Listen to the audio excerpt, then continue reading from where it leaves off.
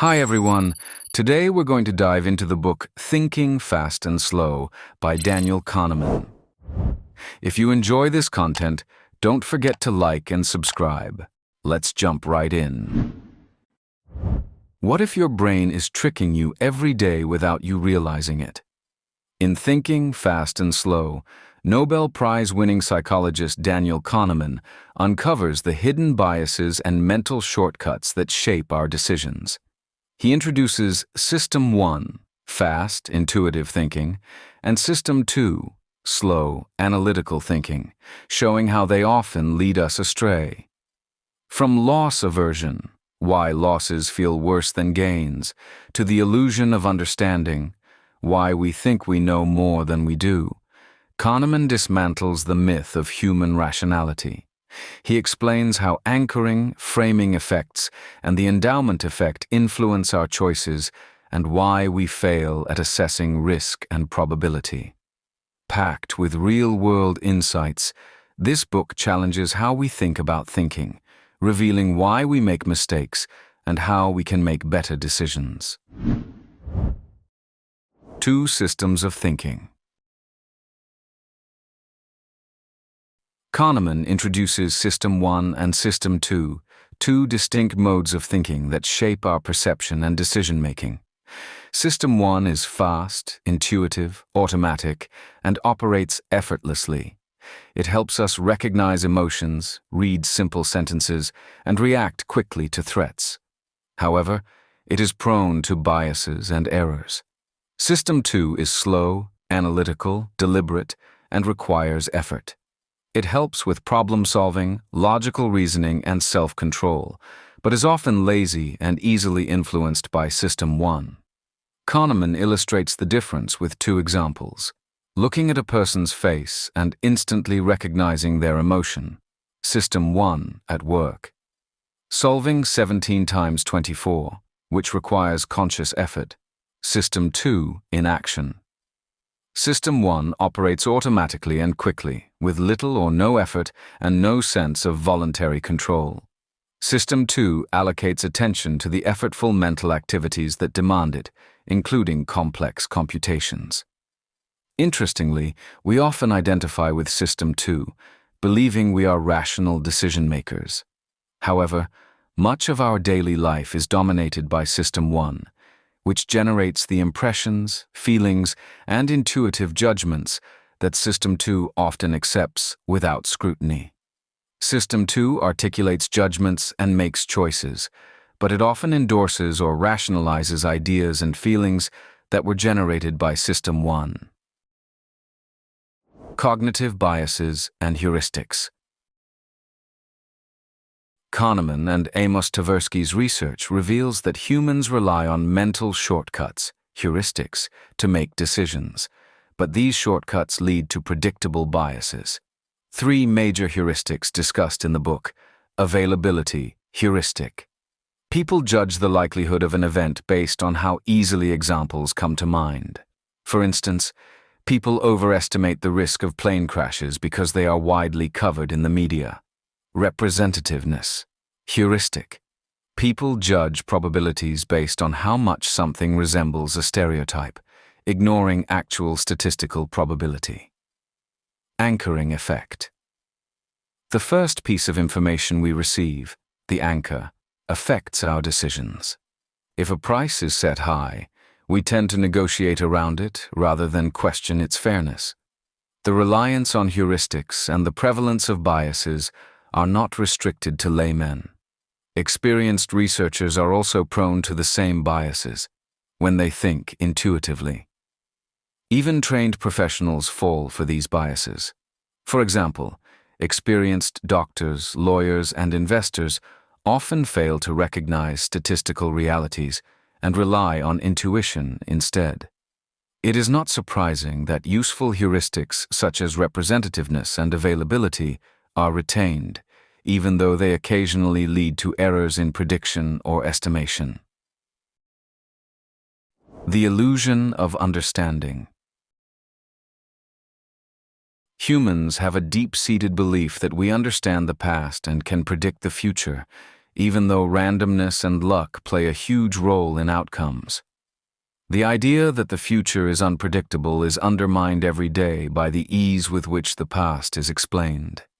This illusion is strengthened by hindsight bias, which makes past events seem more predictable than they actually were. Once something happens, we create a logical story to explain it, ignoring the role of luck or unknown variables. A striking example is how people analyze business success. Books like Built to Last claim that successful companies follow a formula, but when studied over time, many of these great companies fail. Why? Because success is often due to luck rather than superior strategy. Knowing the importance of luck, you should be particularly suspicious when highly consistent patterns emerge from the comparison of successful and less successful firms. In the presence of randomness, regular patterns can only be mirages. The illusion of understanding leads people to overestimate their ability to predict the future, whether in business, politics, or personal life. The illusion of validity. People overestimate the accuracy of their judgments, even when the evidence shows they are wrong. Kahneman discovered this bias while working in the Israeli army. His job was to evaluate soldiers in leadership training exercises. He and his colleagues felt confident in their ability to predict who would succeed, even though follow-up studies showed their assessments were almost random. The dismal truth about the quality of our predictions had no effect whatsoever on how we evaluated candidates and very little effect on the confidence we felt in our judgments and predictions about individuals. This illusion persists even in areas where data contradicts personal judgment. For example, stock traders believe they can outperform the market, despite evidence showing their success is mostly due to luck. Business leaders think they can predict trends, even though studies show most predictions fail. Considering how little we know, the confidence we have in our beliefs is preposterous, and it is also essential. This is why many professionals, from investors to political analysts, continue to trust their instincts, even when they are consistently wrong. Prospect theory and loss aversion. Kahneman and Tversky developed prospect theory to explain how people evaluate risk. It challenges classical economic theories that assume humans make rational choices based on expected utility. Key aspects of prospect theory. People evaluate gains and losses relative to a reference point. Instead of assessing final outcomes, people judge options based on whether they seem like a gain or a loss from their current position. Losses loom larger than gains. This is known as loss aversion. The psychological impact of a loss is much stronger than that of a gain. Most people reject a bet that offers a 50% chance to win $150 and a 50% chance to lose $100, even though the expected value is positive. For most people, the fear of losing $100 is more intense than the hope of gaining $150. We concluded from many such observations that losses loom larger than gains and that people are loss averse. Diminishing sensitivity. The difference between $900 and $1,000 feels smaller than the difference between $100 and $200. Gains and losses feel less impactful as their size increases. People take risks to avoid losses. If given a choice between a sure loss and a risky option that might avoid the loss, people prefer the riskier choice, even when it's irrational.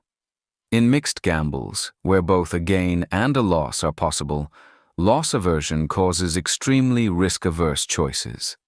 In bad choices, where a sure loss is compared to a larger loss that is merely probable, diminishing sensitivity causes risk-seeking.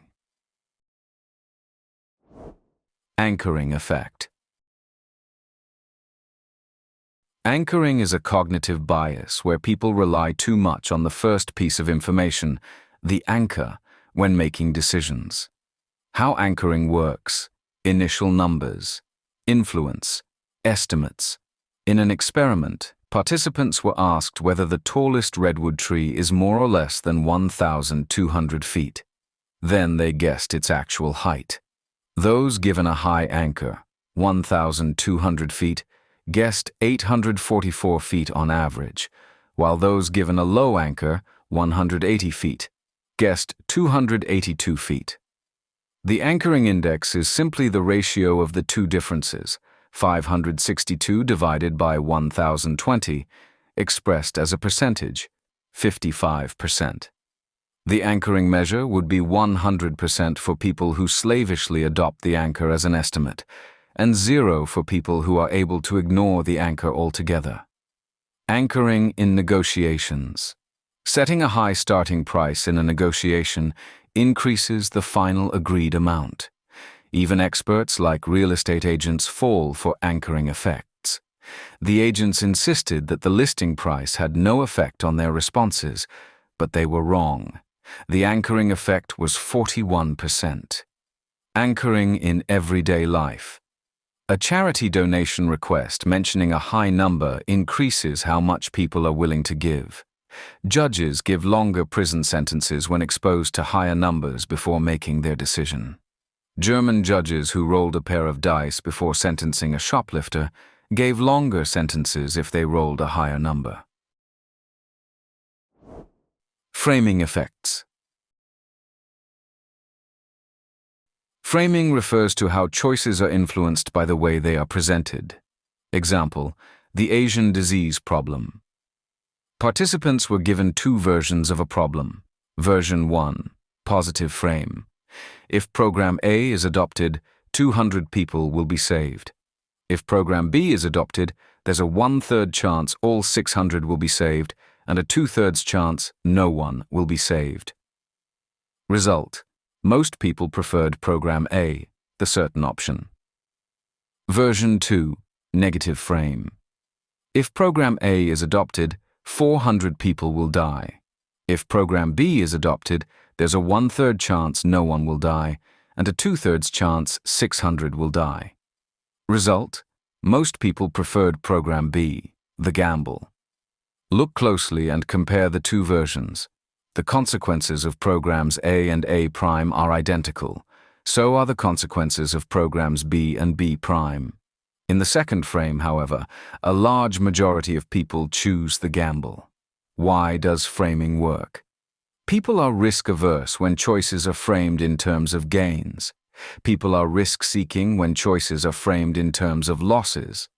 This explains marketing tricks like calling a price reduction, a cash discount, instead of a credit card surcharge. Saying a procedure has a 90% survival rate instead of a 10% mortality rate. Consumers are less likely to accept a surcharge than to forego a discount.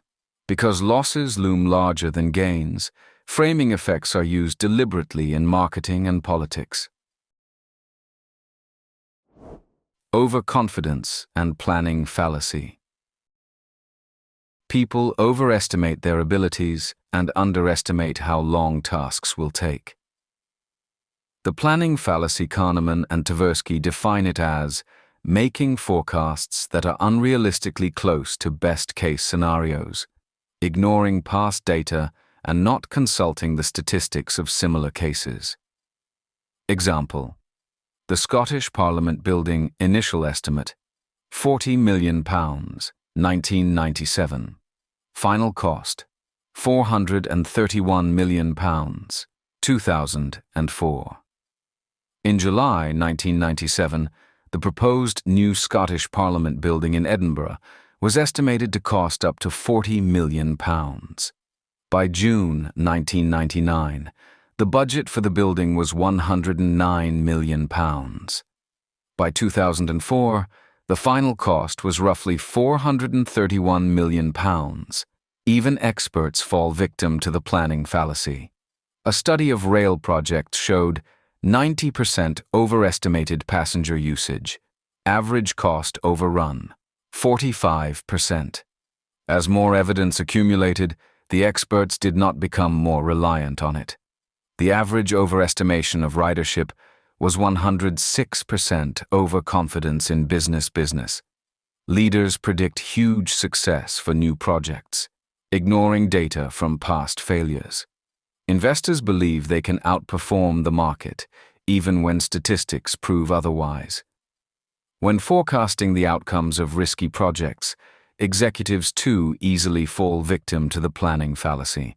They make decisions based on delusional optimism rather than on a rational weighting of gains, losses, and probabilities.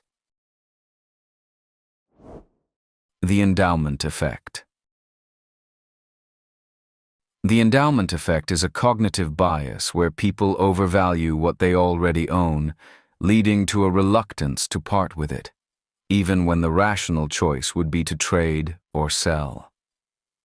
Key aspects of the endowment effect. People demand more to give up an item than they would pay to acquire it. Richard Thaler coined the term in 1980, showing that people place a higher price on items they own than on identical items they do not own. Kahneman describes an experiment where participants were randomly given either a mug or a chocolate bar. Later, when given the choice to trade, only 18% of inexperienced participants were willing to exchange their item. The highest price that an individual will pay to acquire an asset will be smaller than the minimal compensation that would induce the same individual to give up that asset once acquired. Loss aversion drives the endowment effect. The pain of losing something is psychologically more intense than the pleasure of gaining something of equal value. In real estate, sellers list houses at higher prices when they face a loss compared to their purchase price. Owners who have a high reference point and thus face higher losses set a higher price on their dwelling, spend a longer time trying to sell their home, and eventually receive more money. Experienced traders don't show the endowment effect. In markets where trading is common, experienced participants learn to think in terms of market value rather than ownership. A study at a baseball card convention found that experienced traders were much more willing to trade. Veteran traders have apparently learned to ask the correct question, which is, how much do I want to have that mug compared with other things I could have instead? The two selves, experiencing versus remembering. Kahneman argues that we have two selves that perceive experiences differently. The experiencing self lives in the moment and reacts to events as they happen. The remembering self constructs a narrative and evaluates past experiences based on memories. Key aspects of the two selves. The peak-end rule. People judge an experience based on its most intense moment, peak, and its end, rather than the overall duration.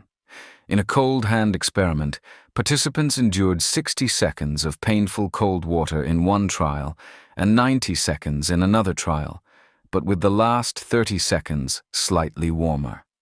Most participants preferred to repeat the longer trial because it ended with less pain.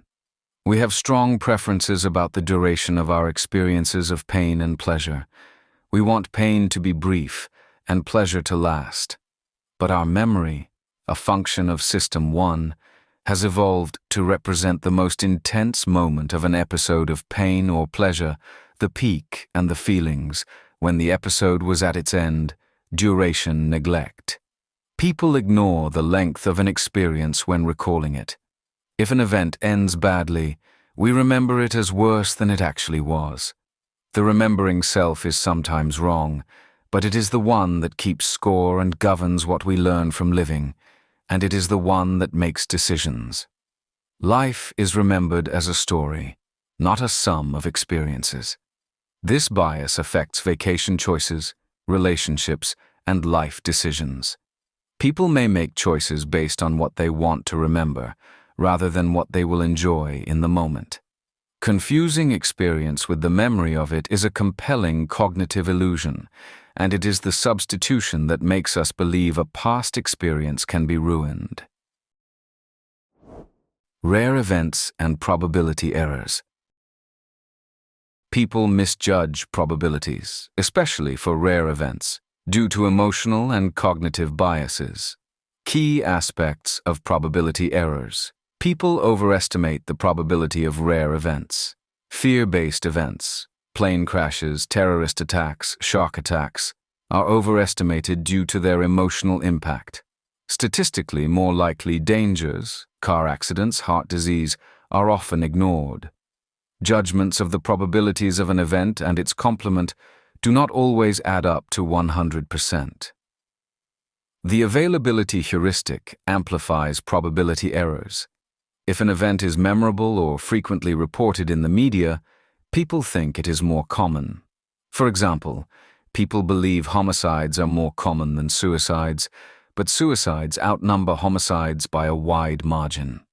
When a 12.86% mortality rate is described as 1 out of 8 patients will die, people perceive it as more dangerous than when described as 24.14% survival. People underweight rare events in personal decision-making. When choosing between options, people sometimes ignore low-probability risks if they aren't emotionally salient. Example: smokers know lung cancer is a possibility, but believe it won't happen to me. Studies show that people often underweight rare events when making decisions from experience. Nudging and behavioral economics. Nudging refers to designing decision environments to help people make better choices without restricting freedom. Key aspects of nudging: libertarian paternalism. People should have the freedom to choose, but defaults should be structured to encourage better decisions. Example: automatically enrolling employees in a retirement savings plan leads to higher participation rates. The designation of joining a pension plan as the default option is an example of a nudge. Framing and defaults influence behavior. The way choices are framed affects decisions. Organ donation rates are higher in countries where opt-out is the default, compared to those where people must opt in. Food placement in cafeterias affects what people buy. The default option is naturally perceived as the normal choice. Deviating from the normal choice is an act of commission, which requires more effortful deliberation. Humans need protection from misleading choices. Many businesses design contracts to exploit cognitive biases, like hiding fees in fine print. Kahneman argues that policy should ensure clear and simple disclosures. A world in which firms compete by offering better products is preferable to one in which the winner is the firm that is best at obfuscation. Conclusion: Kahneman's thinking, Fast and Slow, is a profound exploration of the flaws in human reasoning, but it is also an empowering read. By exposing the quirks of our minds, it provides a roadmap for making better decisions, avoiding cognitive traps, and understanding why we act the way we do. The book challenges you to think differently about thinking itself. It shows that while we may never fully escape our biases, awareness is the first step toward better choices. Whether you're an investor, entrepreneur, policymaker, or simply someone curious about human nature, thinking fast and slow will forever change how you see yourself and others. In a world where decisions shape everything, our careers, our relationships, and even society, understanding how we think is not just useful, it's essential.